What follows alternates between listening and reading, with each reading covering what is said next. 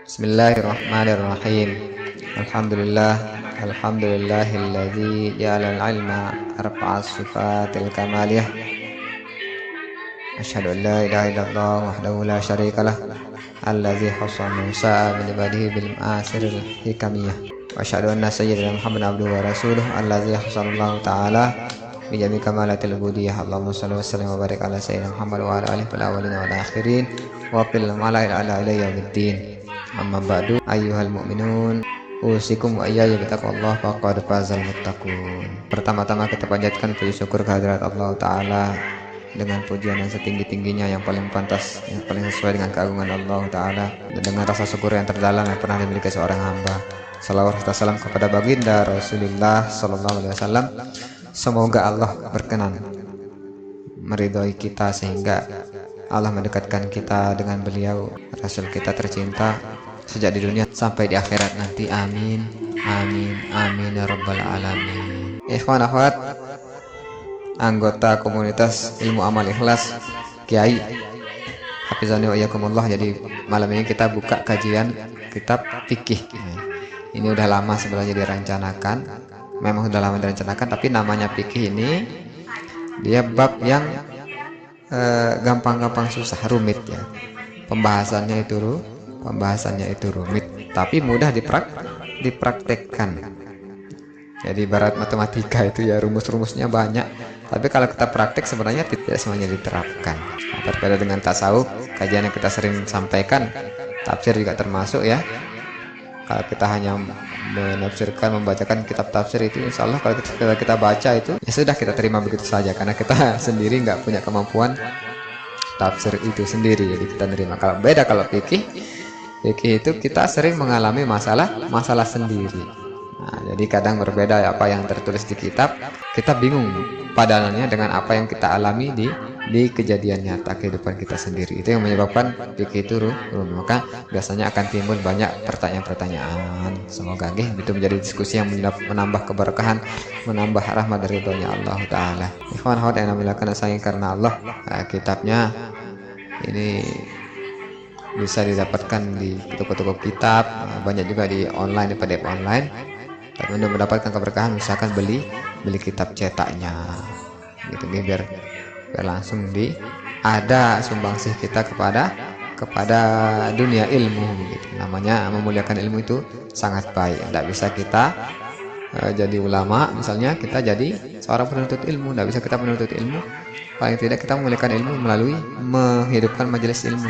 Nah, banyak cara yang memuliakan ilmu itu. Nah, jangan kita jadi orang yang terakhir, yaitu orang yang tidak sama sekali turut dalam mencintai ilmu tersebut. Bismillahirrahmanirrahim. Kita bacakan Fatihah untuk para ulama kita, terutama ini yang menulis matannya, namanya Matan Abu Suja atau Matan Al-Ghayatul Takrib, Matan Takrib kalau di pesantren sebutnya, atau Ghayatul Ikhtisar atau Matan Abu Suja ya. Beliau namanya Abu Suja yang menulis kitab fikih ya, untuk fikih dasar untuk kita hafalkan. Jadi sebenarnya ini mesti kita hafal dulu nih. Kitab matan itu digunakan untuk mengingatkan kita sebagai dasar-dasarnya, poin-poin. Nah, ibarat penanda dalam bab fikih. Oh ya, hafalanku sudah sampai sini, nanti penjelasannya di kitab ini begitu. Jadi penting sekali memang menghafalkan matan, walaupun Anda sendiri belum hafal, dulu pernah menghafal tapi tidak semuanya. Matan Abu Suja ditulis oleh ulama bernama Abu Suja. Nama lengkap beliau Al-Qadhi Syihabuddin. Al-Qadhi itu gelar fuqaha yang sudah bisa, yang pada tingkatan tertentu disebut sebagai Al-Qadhi, hakim. Syihabuddin Ahmad bin Al-Husain, itu berarti nama ayah beliau Al-Husain bin Ahmad Abu Suja Al-Aspahan, juga Aspahan. Nah, beliau adalah salah satu ahadul fuqaha as-Syafi'iyah gitu ya. Salah satu fuqaha ulama fikih mazhab Syafi'i. Beliau dilahirkan tahun 533 Hijriah dan meninggal tahun 593. Berarti umur beliau 60 tahun Hijriah. 60 tahun Hijriah berarti sekitar 50-an lah kalau masih Hijri. Nah, kemudian kitab ini disyarahkan oleh ulama lain. Nah, siapa itu? Nah, ialah yang menulis kitab Fathul Qorib yang akan kita baca pada malam hari ini. Siapa nama beliau? Perlu kita kenal dulu nih. Nah, nama beliau adalah As-Syeikh Al-Imam Al-Alim Al-Lamah Syamsuddin. Nama beliau Syamsuddin juga Abu Abdullah Muhammad bin Qasim Asy-Syafi'i. Beda anunya, sama-sama Syamsuddin ya. Tapi beda silsilah begitu, Asy-Syafi'i. Kita bacakan Fatihah untuk kedua beliau. Nafa'anallah bihima wa biulumihima fid dar amin. Al-Fatihah. Bismillahirrahmanirrahim. Alhamdulillahirabbil alamin arrahmanirrahim maliki yaumiddin iyyaka na'budu wa iyyaka nasta'in shiratal mustaqim shiratal ladzina an'amta 'alaihim. Nah, jangan lupa kita baca kitab ini, doakan kedua beliau. Ana kasih prolog dulu, prolog pengajian. Ada dua ciri-ciri sekaligus fondasi seorang itu bangkit menjadi seorang yang berpengaruh gitu ya, terutama dalam hal keilmuan. Kita di majelis ilmu kita bahas ilmu. Jadi kalau ada seorang dia tiba-tiba setelah dewasa menjadi seorang kiai atau ustaz, itu biasanya dia memiliki dua fondasi, privilege lah kalau bahasanya kita ini. Yang pertama, dia itu adalah keturunan orang soleh, keturunan ulama. Keturunan ini bisa jadi ayahnya atau kakeknya atau buyutnya, mungkin yang tingkatan ketujuh.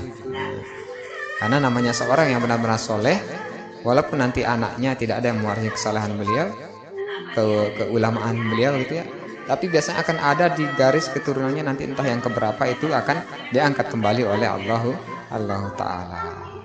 Nah, seperti dalam surat Al-Kahfi ketika Nabi Khidir menjelaskan kepada Nabi Musa kenapa kok Nabi Khidir itu membangun kembali tembok yang sudah mau roboh begitu ya. Nah, beliau mengatakan wa ammal jidar fakana lil ghulamaini yatimaini fil Madinah.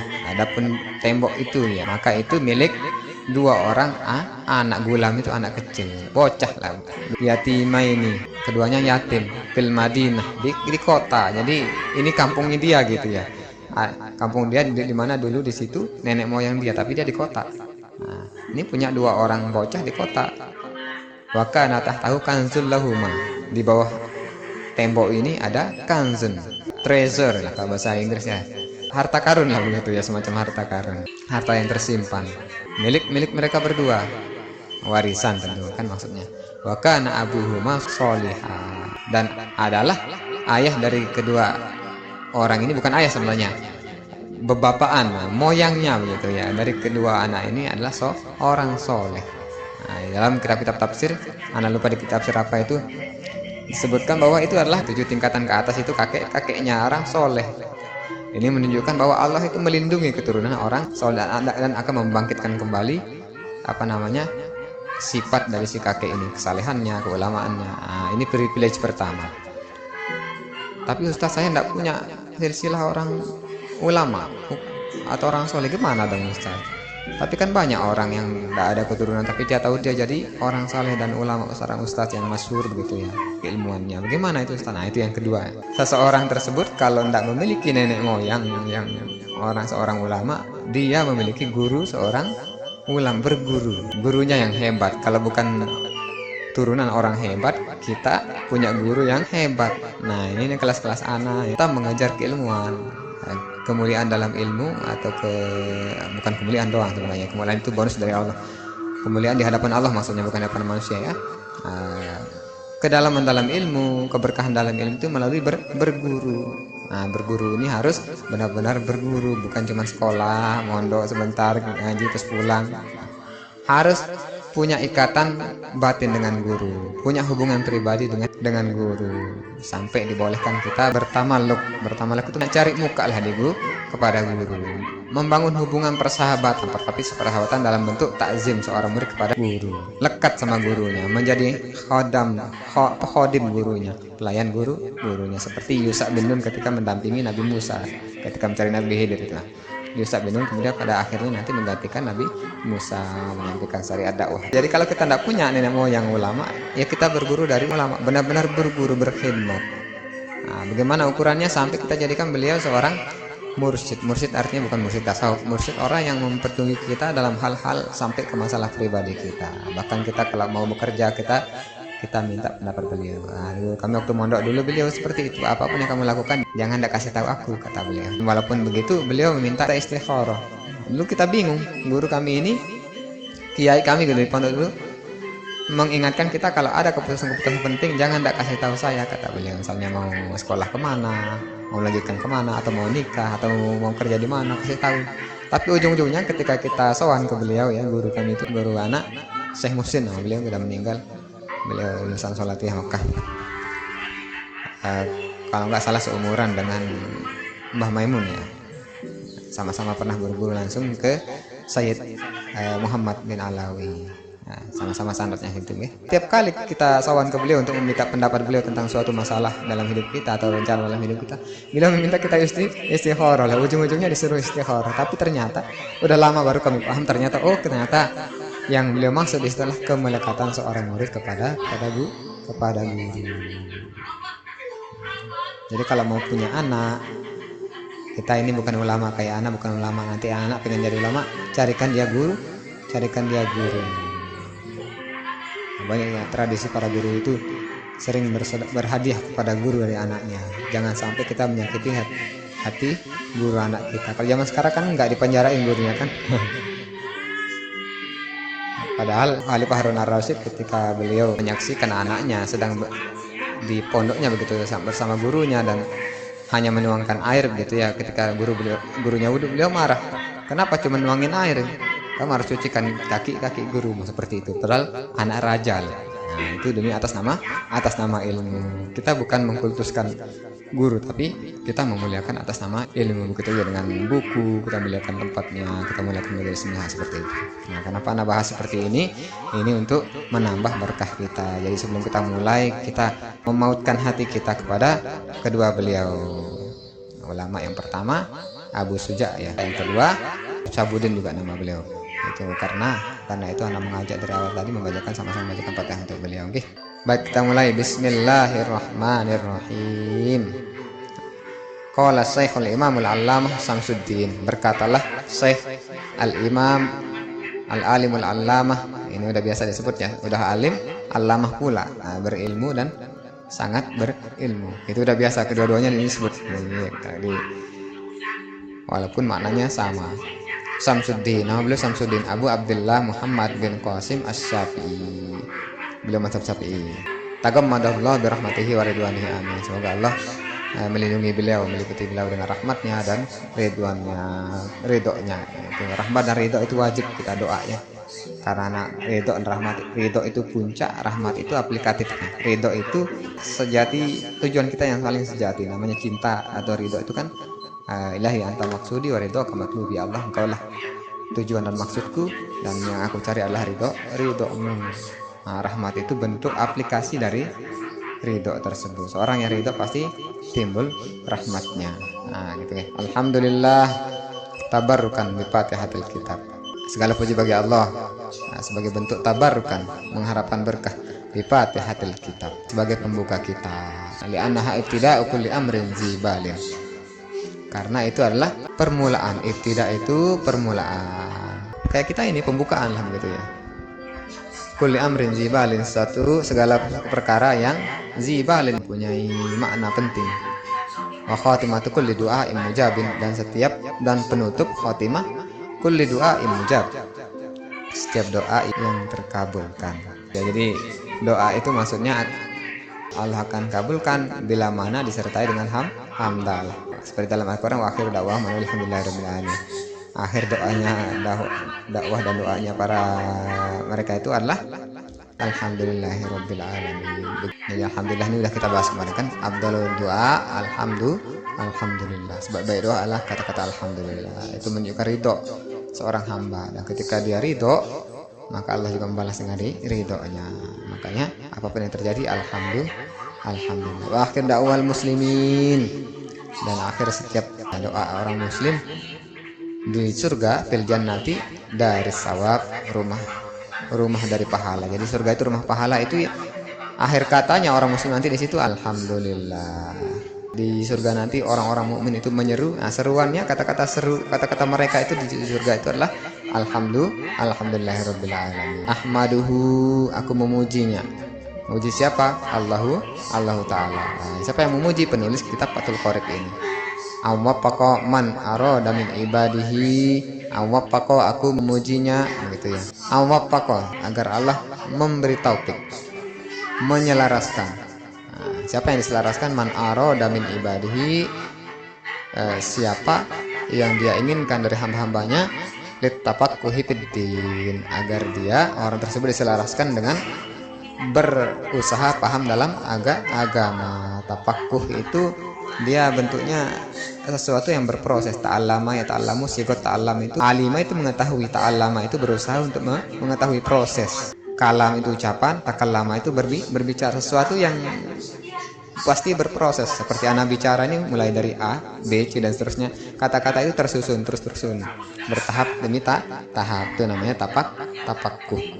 Nah, beda dengan faqih, orang yang paham, mutafaqih gitu ya, orang yang berusaha paham terus menerus, orang yang menggeluti ilmu fikih, begitulah kalau kita bahasakannya. Nah, semoga Allah menjelaskan mereka dalam littafaqquhi fiddin, bertafakuh dalam agama. Namanya agama di sini konteksnya memang biasanya disebutkan di sini ilmu syariah.